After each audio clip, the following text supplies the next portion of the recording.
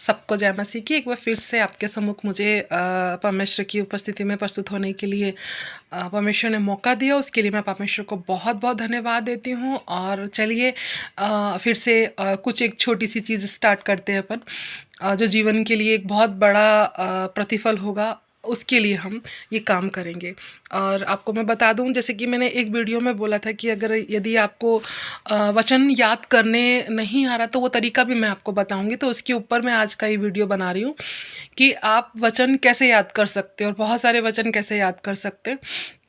आपको वचन याद नहीं होते हैं या फिर आप गवाही में खड़े हो रहे हैं, ये बच्चों के लिए नहीं है। हाँ, बच्चे भी इसको कर सकते हैं, जो बच्चे पढ़ने वाले हैं वो भी इसको ऐसा यूज़ में ले सकते हैं इसको।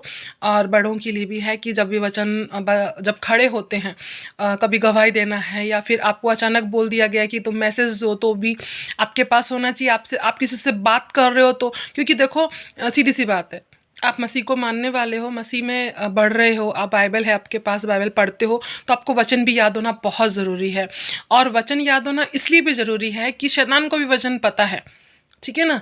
तो अगर आप जीत सकते हो तो वचन के द्वारा ही जीत सकते हो, क्योंकि प्रभु यीशु मसीह का जब आप उदाहरण देखोगे कि जब उन्होंने बपतिस्मा लिया और उसके बाद उपवास रखा, उपवास के बाद कैसे शैतान ने उनको वचन के द्वारा ही, और कभी भी देखो वचन जो है शैतान पूरा नहीं बोलता, ये मैं आपको बोलती हूँ, वचन जो है शैतान कभी पूरा नहीं बोलता, अधूरा अधूरा वचन बोल के आपको बहकाने की कोशिश करता है। तो आपको वचन पूरा याद होना चाहिए, तभी आप उसका सामना कर पाओगे। तो उन बातों के ऊपर आज का वीडियो है कि आप वचन कैसे याद करोगे।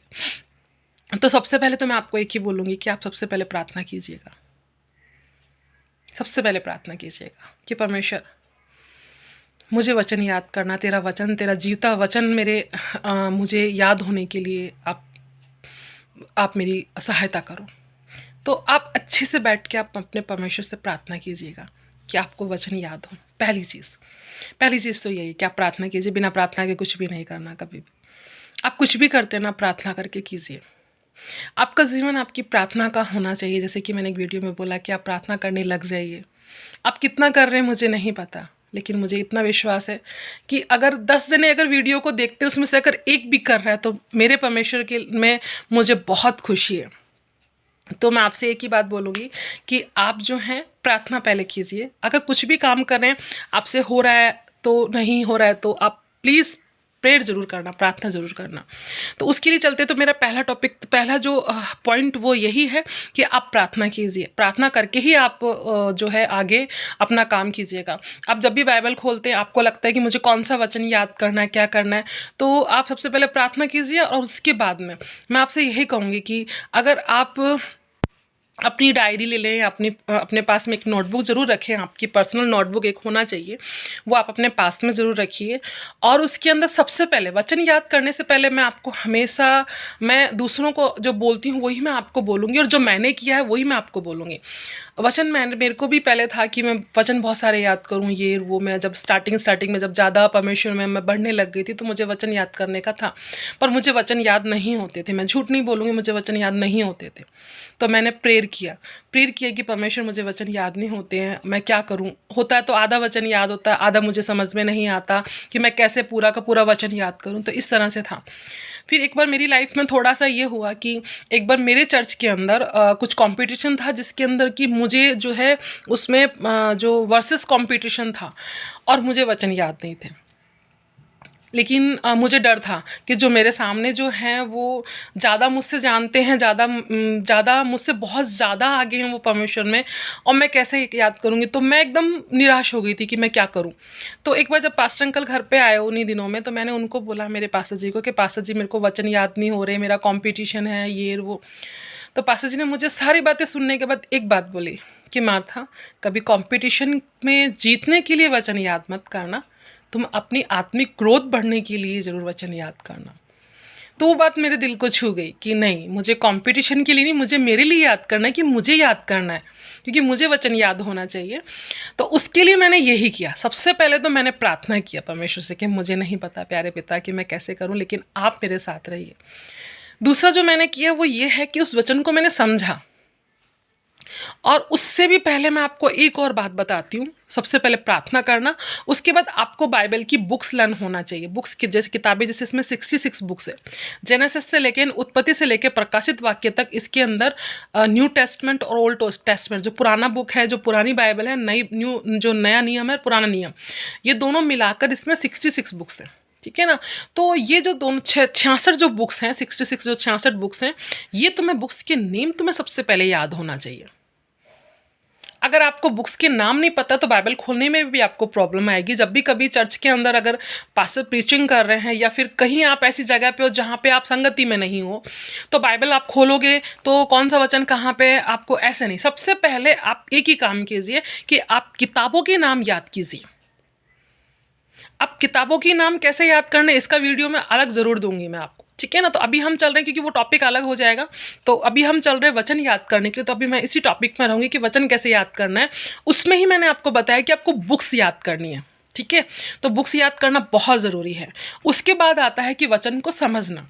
एक छोटा सा उदाहरण देती हूँ, जैसे उत्पत्ति 1 का 1 सभी को याद होता है बिना देखे। आप रात के 12 बजे भी उठा के बच्चे को पूछोगे, हाँ जेनेसिस 1:1, तो वो एक ही चीज़। उत्पत्ति 1 का 1 कौन सा है कि आदि में परमेश्वर ने आकाश और पृथ्वी की सृष्टि की। अब एक छोटा सा वचन लेके मैं आपको बताती हूँ कि आपको इस वचन को सबसे पहले समझना है। कोई सा भी वचन, एक जरूर नहीं, ये कोई सा भी वचन आपको सबसे पहले उसको जब पढ़ते हो तो उसको समझना है कि परमेश्वर ने क्या किया। आकाश और पृथ्वी की सृष्टि की, इंग्लिश में है अर्थ एंड हेवन है, हेवन एंड अर्थ। तो आकाश और पृथ्वी की परमेश्वर ने क्या किया, सृष्टि की है। तो आपके माइंड में आना चाहिए, समझना चाहिए, रट्टू नहीं बनना है, आपको समझना है कि सबसे पहले क्या किया परमेश्वर ने आदि में। कब किया, आदि में किया। क्या किया, आकाश और पृथ्वी की सृष्टि की। किसने की, परमेश्वर ने, ठीक है ना। फिर इस वचन को अच्छे से जोड़ना है कि आदि में परमेश्वर ने आकाश और पृथ्वी की सृष्टि की, ठीक है ना। तो इस तरह से आपको वचन जो है वो समझना है। अब जैसे मान लो अब वचन समझ में आ गया तो इसको मनन करना है। आप डेली एक वचन तो कर लीजिएगा।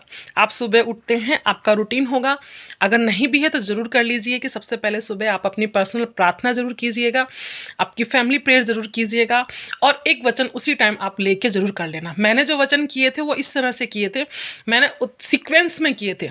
उत्पत्ति से लेके प्रकाशित वाक्य तक 66 जो वचन है वो पूरे के पूरे मैंने याद किए थे, ठीक है ना। तो जो मैंने किया सिर्फ वही मैं आपको बता रही हूँ, उसको मनन करना है।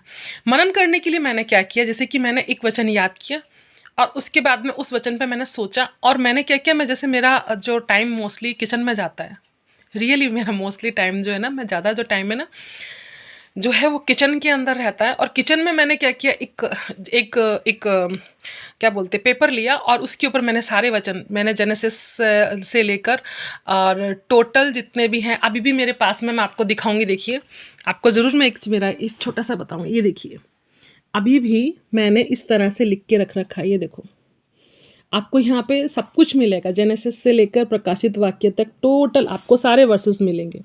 तो इस तरह से मैंने क्या किया, उन वचनों को ऐसे लिखकर मेरे किचन में रखा, और किचन में जहाँ मैं खाना बनाती हूँ ठीक उसके सामने की भी नज़र सीधा उसके ऊपर जाए।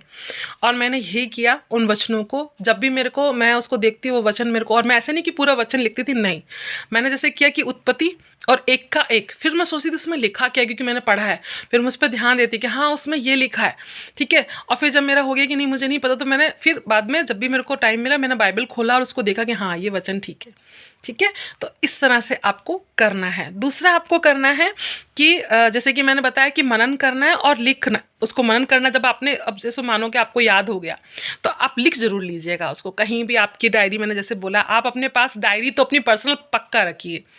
और उसके बाद क्या करोगे, आप लिखो उसको। लिखने के बाद में आप एक काम और भी कर सकते हैं, आप उसको सुनना, उस वचन को सुनना ज़रूर है, ठीक है ना। तो आप उसको सुन भी लो, लिख भी लो, ये सारी चीज़ें होगी। तो पॉइंट क्या हो गया कि सबसे पहले प्रार्थना करना है, फिर आपको क्या करना है, बुक्स नेम्स आपको ट्राई करना, ज़रूर याद हो जाएंगे, आप उसको ट्राई करना। बाकी मैं भी आपको बताऊंगी, कुछ पार्ट्स में डिवाइड कर दूंगी, वैसे आप याद कर सकते हैं, ठीक है।